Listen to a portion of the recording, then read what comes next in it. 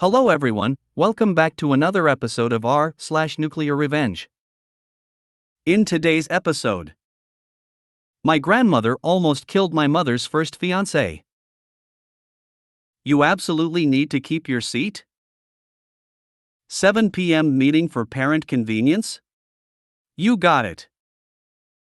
You took what as a college course? Before we get started, make sure to subscribe so you will never miss a video. So let's get started. My grandmother almost killed my mother's first fiancé. My grandmother told me this story and I wanted to share. This all happened in 1985, so this was before security cameras were a household thing, plus this happened in Bumfuck, Georgia. My grandmother, Clara, told me that when my mom, Angela, turned 19 she got engaged to a man, Dick, his actual name by the way. Clara noticed that he was very controlling, i.e. she couldn't use a phone, the landline, and he forbid her from going to family events. Clara's final straw was when my mom called her in the middle of the night crying, saying she couldn't do it anymore and that he had been beating her. By this point they had been together for almost 2 years and had my older brother. Clara told my mom to go to my great-grandfather's house and stay there, but tell Dick that she was going to her house. My mom did as she was asked and Clara waited for him. He eventually came in the middle of the night yelling that Angela needed to come home and stop acting like a child. Clara told Dick that she was inside. He went in and Clara came in behind him and hit him over the head with a bat that she had set beside the inside of the door. Dick fell to the floor and Clara hit him several times in the legs and arms, breaking one of his arms and fracturing a rib. When she was done, she told him to never come near her daughter or he would be in a ditch next. He never came back. Pretty sure he burned my mom's stuff, but she didn't care. You absolutely need to keep your seat? I think this fits here. Background. So, more than 10 years ago, I made the mistake of booking a connecting flight on American Airlines. I was traveling alone with 2 toddlers, so I booked 3 seats next to one another. As we check into the first flight, they give me the 6 boarding passes and I am upset to see that we are spread out over a whole section for the second flight, all middle seats of course. It's a different airline, the one I bought the tickets from, so they claim they cannot change it. So, first thing during the layover, I go to the counter. Oh, we can't do anything, they will fix it at the gate. Rush to the gate, sorry, there is nothing we can do, the stewardess will take care of you. Of course I made a point to be at the front of the line, all the while trying to entertain cranky kids who want to ride the train some more. The gate person knew the issue but announces that families with young kids are no longer seated early and will not make a difference for me. Eventually we board, and one of our 3 rows still has 2 seats open. I drop the kids and go to find the stewardess. Oh, there is nothing I can do, you will just have to ask them to move yourself. The lady, who is standing there waiting for her seat, grumbles but takes one of my boarding passes. The gentleman will not move, no matter how much I plead. Cue malicious compliance. I thanked him for allowing me to relax. He made a confused face. Then I opened our onboard backpack and started pointing things out. This is the portable DVD player that should keep the older one entertained for a while. Here are the books to read to the younger one. These are the snacks, make sure you feed them on the way up, otherwise their ears will hurt. You can get me for bathroom run and diaper changes.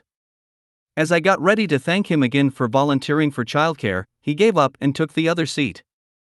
I have no idea what I would have done if he had stuck it out.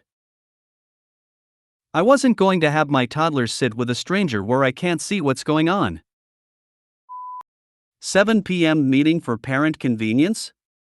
You got it. As a school principal, one of my responsibilities is to solicit parents to join the Parent Advisory Council. In fact, it is written into law with specific regulations as to composition, frequency of meetings, etc. One of the requirements is that the meetings have to be held at a time convenient to parents. A decade or so ago, I was principal of a small, rural high school that was in a town that served as the hub for a larger area. Most parents of the school worked in town but lived out in the countryside, some as much as an hour away. Because of this, the only way to get parents to attend meetings was to hold them right after school at 4 p.m. Parents were either done work themselves, or could make arrangements to dip out a little early, attend the meeting, and get home at a decent time. Particularly in winter, this was important as it was pretty dark and snowy on the rural roads. Partway through the school year, the district hired a new superintendent who had oversight of the high schools. She had come from a large urban school district and didn't fully understand or appreciate how a rural school district worked. At our first meeting with all the principals, she asked each of us for a summary report of school operations, including parent meetings. I dutifully submitted mine as requested and forgot about it.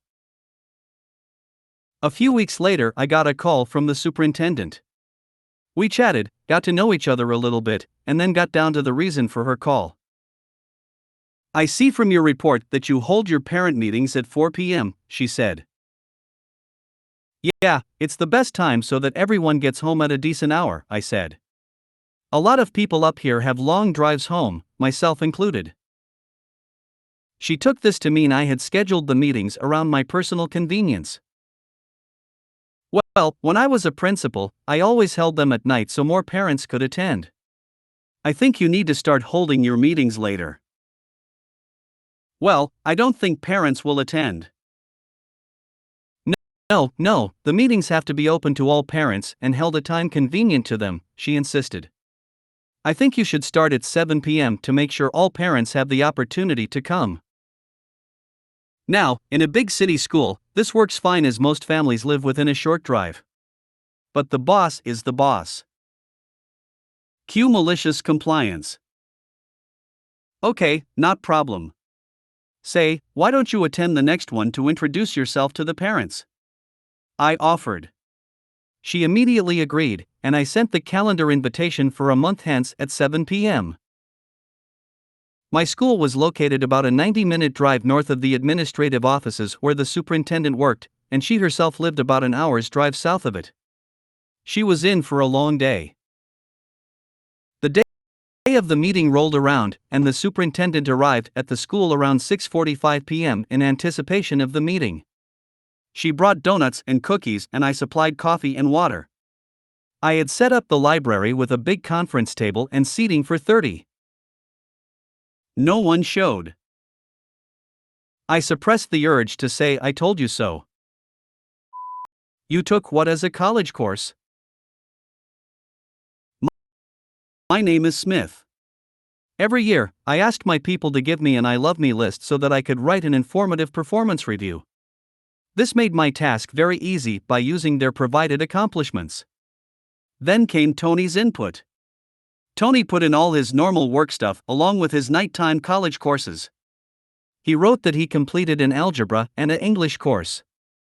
Specifically, suppository writing. Yep. MC time. The annual performance review gets written with slightly more emphasis on Tony's college work. Out it goes with the line, "Tony recently completed a college suppository writing course." The review makes it through all admin review, my supervisor's review, the branch chief's review, and then it hits the mid-level manager's review. Her office was down the hallway, about 100 feet away. "Smith, get in here." I knew what it was about and sauntered into her office with a big smirk. As soon as she saw me, she started laughing with me. We fixed it and I educated Tony on the difference between suppository and expository. If you made it to the end of the video, thanks for watching. Don't forget to like, subscribe and share, and we will see you in the next video.